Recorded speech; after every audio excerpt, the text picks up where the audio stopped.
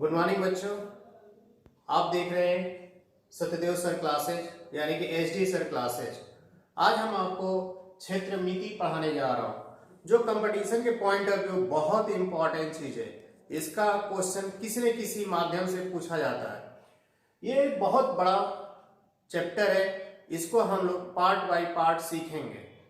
तो क्षेत्रमिति जो होता है मेंसुरेशन का पार्ट है, और मेंसुरेशन मतलब होता है क्षेत्रमिति।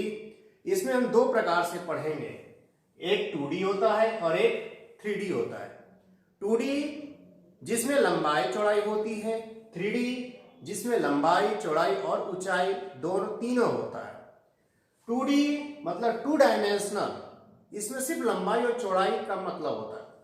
3D में लंबाई भी होती है, चौड़ाई भी होती है और ऊंचाई भी होती है। 2D में हम लोग पढ़ते हैं परिमाप, क्षेत्रफल। परिमाप को इंग्लिश में पेरीमीटर, क्षेत्रफल को इंग्लिश में एरिया कहते हैं।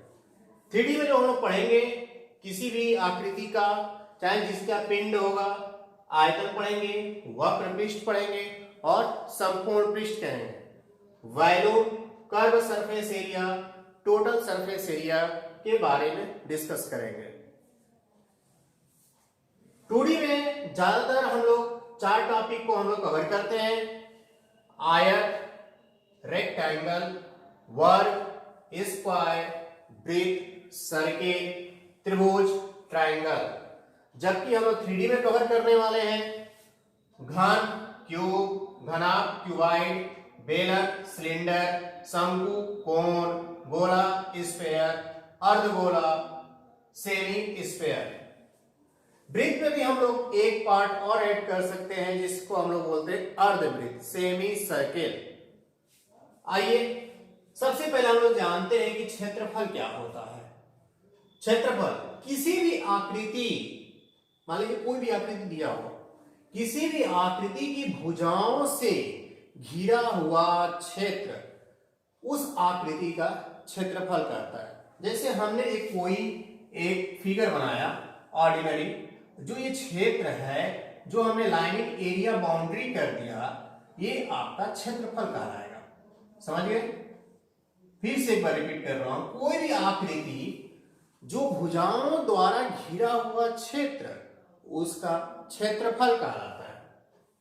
परिमाप, परिमाप मतलब पेरीमीटर, किसी आकृति की भुजाओं की लंबाइयों का योग को उस आकृति का परिमाप कहते हैं। जैसे कोई भी हम लोगों ने ऑर्डिनरी फिगर बनाया, इसको हम लोग सब लोग यहां से जोड़ दीजिए, फिर आगे बढ़े, फिर इसको जोड़िए, फिर इसको जोड़िए, सभी बाहरी भुजाओं का योग कर दीजिए, जितने भी भुजा है।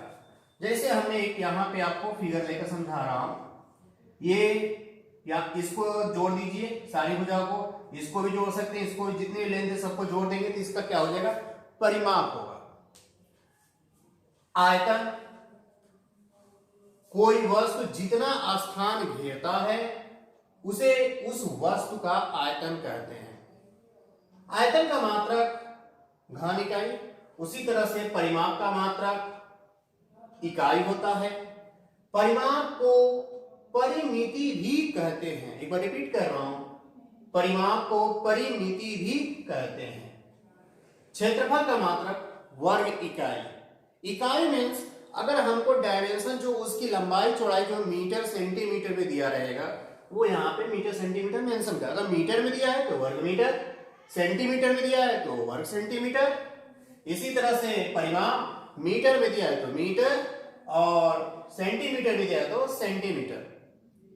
आइए एक इसमें से टॉपिक को हम लोग कंसीडर करते हैं। सबसे पहला मैंने टॉपिक लिया है आयत। आयत का ये फिगर है।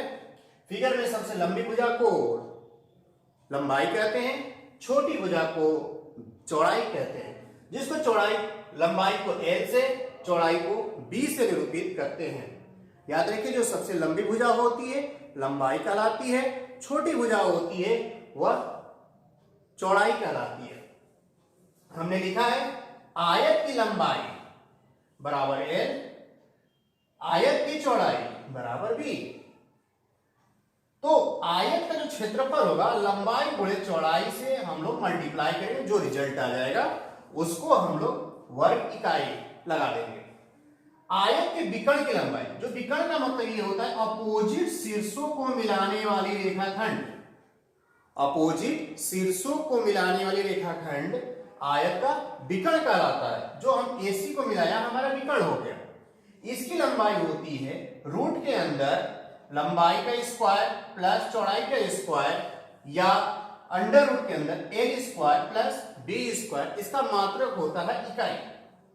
आयत का परिमाप मतलब आयत का परिमाप अभी जानते हैं कि 2 लंबाई प्लस चौड़ाई बराबर 2l प्लस b इकाई। एक बार और बता रहे हैं, परिमाप हमने आपको बताया कि आकृति के सभी भुजाओं के लंबाइयों का योग। जैसे हमने इसको देखा, ये l है, ये भी l होगा, b है तो b।